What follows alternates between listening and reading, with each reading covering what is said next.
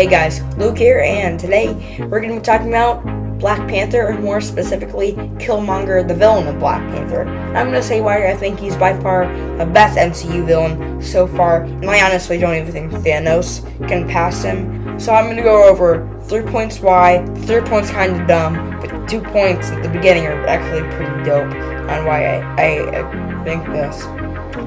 So, let's get into it. Blam. Point 1 slide, though. Woo!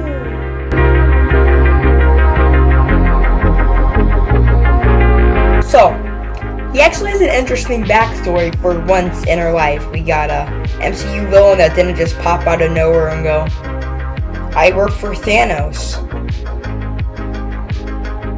I'm gonna kill you now. Yay.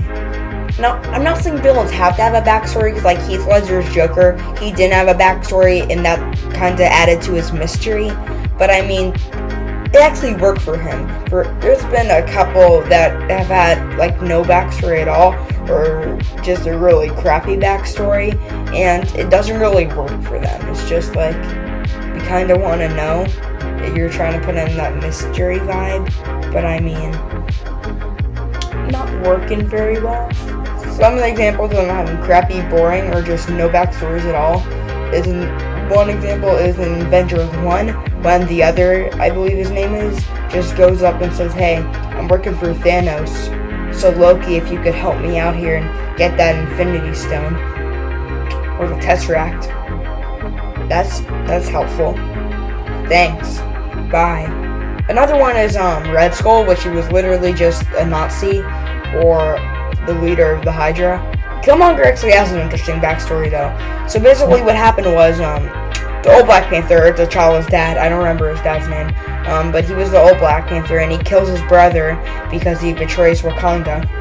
And instead of grabbing up his kid, or Eric Killmonger, he just leaves him there. And there's nothing with the dead body, he doesn't even do the Wakanda ritual that you're supposed to do. So he just leaves him there, and now Eric has to live with all the segregation stuff, like redlining going on, and he has to live through that. That was kind of a jerk move to T'Challa's dad. If you're watching this, you're probably not, because you're deceased.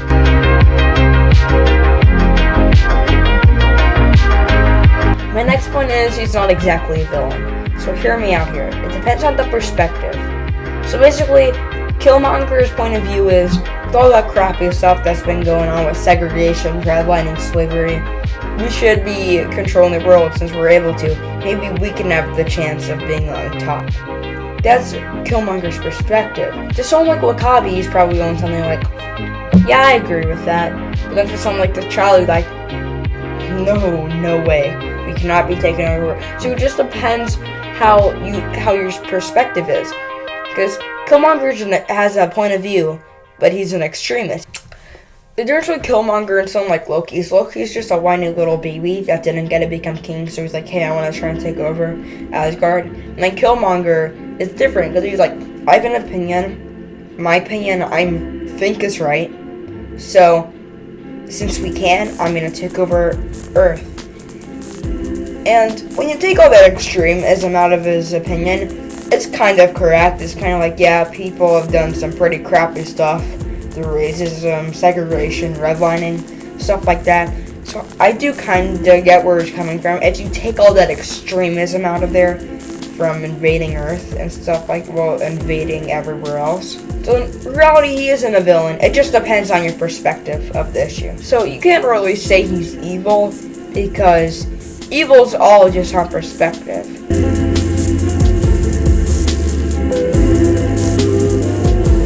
The final reason why I believe that he is the best villain in the MCU is his death. I don't know why, that death just makes me go, oh! He just has such a great death in this movie. What I like about his death is, instead of using one of those cliche deaths, it's actually a pretty cool death. He actually ends up killing himself, basically. T'Challa, or Black Panther in that phase, stabs him in the chest with a knife as his suit turns off because of some sonar panel thingies, and he stabs him, so then he's injured, and then Killmonger starts saying how when he was a kid his dad would tell him how beautiful Wakanda was and how he would take him there someday. And he says how when he was a kid, he always thought it was just some fairy tale. So Black Panther decides to take him out to the sunset as he dies. T'Challa's saying how they can heal him up and say, hey, we can fix you, and then Killmonger's like, if I'm gonna die and just have to go in your prison, nah. I'd rather kill myself than just takes that sword and goes, oh. I really loved his death. I thought it was extremely meaningful. I thought it really ended him off on a good note. And people are saying how they was hoping he could stay longer, but no, I hope he doesn't come back unless it's in some sort of like flashback or vision or something like that. But I honestly hope he doesn't come back because he ended off on such a good note. I don't want him to get revived and then somehow they end up ruining his thing.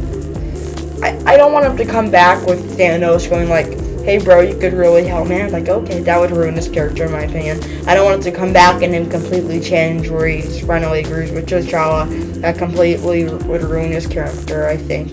In conclusion, Killmonger is my favorite MCU villain by far, and I gotta say, no one's gonna top that for a while. I just had this strong feeling that we're gonna have to go down on that long downhill path about Thanos again for a while now. And well, until the Avengers Infinity Part 2 comes out in 2019, I believe. Yeah, so I'll see you guys later. Gonna try and start doing a 1 week upload schedule. And yeah, I will see you guys later, and goodbye. You so fucking precious when you smile.